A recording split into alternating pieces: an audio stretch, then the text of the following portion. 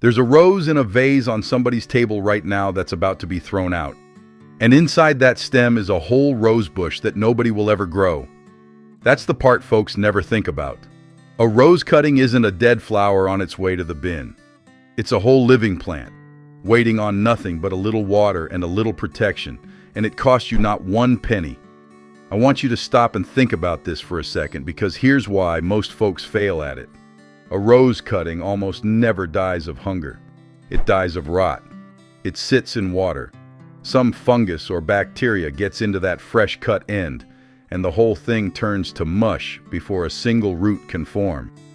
That's the real enemy, and it's the only one that matters. Beat the rot, and the cutting root's almost by itself.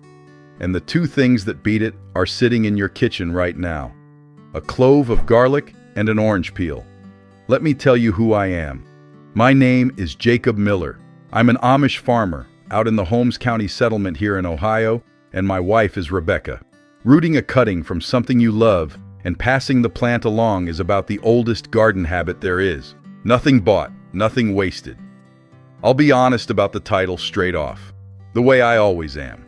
You'll not get 999 roots, and you'll not get them by morning. What you will get, if you do this right, is a cutting that begins throwing real roots in about 5 days, which is fast and free and near enough a wonder on its own.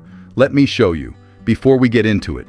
If you like learning the old ways of doing things, do 2 small things for me. Tap that like button down there. It helps this little channel more than you'd ever guess.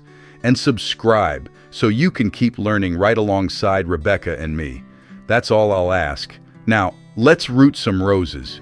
Here's how it'll go. First, choosing and preparing your cutting. Then the garlic rub on the cut end. And this is the most important of all. Then brewing the garlic and orange peel water. Then setting the cutting up so it stands and stays damp. Then the little greenhouse. Then where to keep it and what to expect. And last, potting it on. Number 1, choose and prepare your cutting. Start with a healthy, disease-free stem about 6 to 8 inches long. And here's the good news. This works for any rose you like, any variety at all. So take it from that beautiful red rose you were given or from a bush in the garden. Then strip off all the leaves from the lower part of the stem. Don't skip that, for it does 2 things. It reduces the risk of rot, since leaves left down in water go slimy and foul everything, and it stops the cutting wasting its strength on leaves when you want every bit of that strength going into making roots. A bare lower stem is a stem that's ready to root. Leave a couple of leaves up at the top if you like. The cutting still wants a little green to work with, but everything down low comes off. Number 2, rub the cut end with garlic. And this is the most important of all. Now here's the step that makes the whole thing work, and the one nobody knows. Take a clove of garlic and rub it gently over the freshly cut surface at the bottom of the stem. That's it, a simple rub. And here's why it matters more than anything else you'll do. Garlic is a natural antiseptic. That open cut is a wound, and a wound is exactly where infection gets in. And infection, not hunger, is what kills most cuttings before they ever root. The garlic protects that cut end from infection and fungal disease, and it encourages faster root development besides. So, you're sealing the wound with something from your own kitchen and giving the cutting a clean, protected start.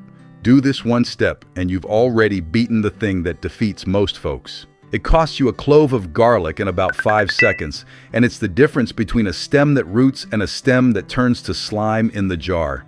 Number 3, brew the garlic and orange peel water. Now for the rooting water itself, and it's 2 kitchen things working together. Finely chop some orange peel and put it in a glass jar. Orange peel is packed with nutrients and vitamins that encourage strong root growth, and it carries essential oils and minerals that improve the plant's overall vitality. So that peel you'd have thrown out is your rooting tonic. Then peel and chop about 3 cloves of garlic and add them into the jar with the peel, for the same reason as before. Garlic is a powerful natural disinfectant that helps sterilize the cutting and prevents fungal disease, keeping it healthy through the whole rooting process. Now pour about 2 cups of hot water over the mixture. Stir it and let it steep for about an hour.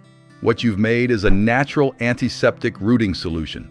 The garlic prevents infection, while the citrus oils encourage root growth, so the cutting can thrive instead of rotting. After it's steeped, strain the liquid to remove all the solids, and what's left is your rooting solution. Pour that into your jar. Number 4. Set the cutting up so it stands and stays damp. Now, you need to hold that cutting upright and keep its top from drying out. Take a damp sponge and use it to seal the top of the jar with a small hole cut in it for the stem to go through. The sponge holds moisture and keeps the cutting from drying out, which is the other way these fail. Push the cutting through that hole so it stands upright and steady, its lower end down in the solution. And here's a detail worth getting right. Position the stem so that a leaf node faces outward, because that's exactly where the new leaf buds will develop. If the jar is wide or the stem wobbles, you can steady it with a bit of wire so it stays upright and stable. A wobbling cutting damages itself at the water line. Number 5. Make it a little greenhouse. Now cover the whole thing over with a plastic bag sealed snug around the jar with a bit of tape. That makes a little greenhouse. And here's what it does. It holds the humid air in around the cutting and cuts down the water lost through evaporation. A cutting has no roots yet, remember, so it cannot replace the water it loses through its leaves and stem. And that's why so many dry out and die before they ever root. The bag keeps the air around it damp so it holds on until its roots arrive. Simple, free, and it makes a real difference. Number 6. Where to keep it and what to expect. Set the whole thing in a cool, shaded spot, away from direct sunlight.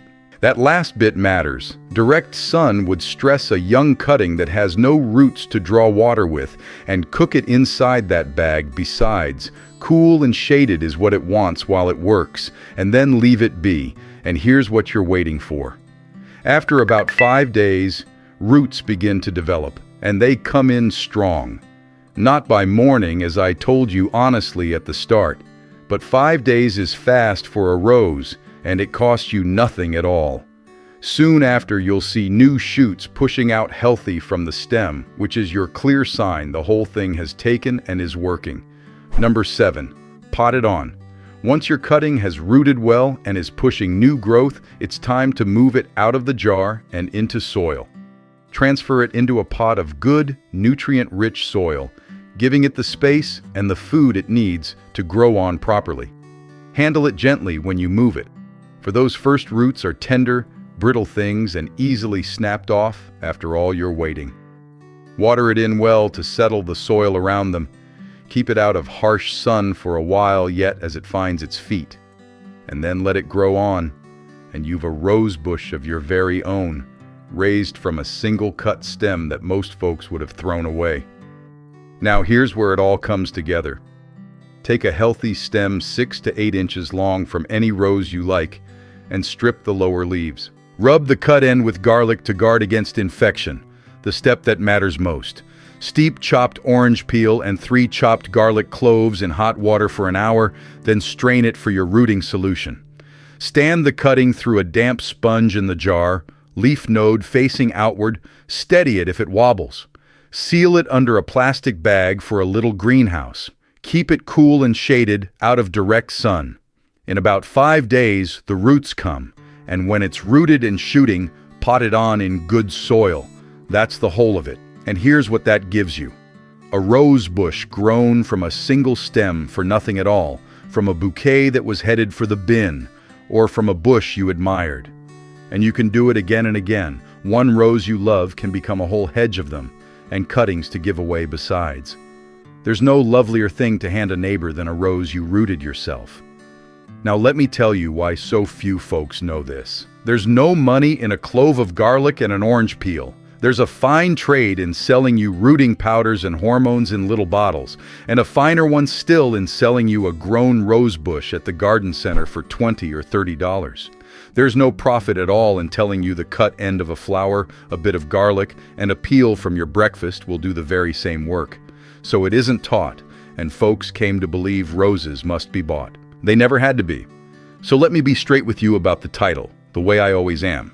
999 roots by morning. No. I told you at the start, and I'll say it plain again. You'll not get anywhere near that many, and it takes about 5 days, not a night. That part is pure exaggeration, and I'll not pass it off on you. But everything underneath it is true and worth your time.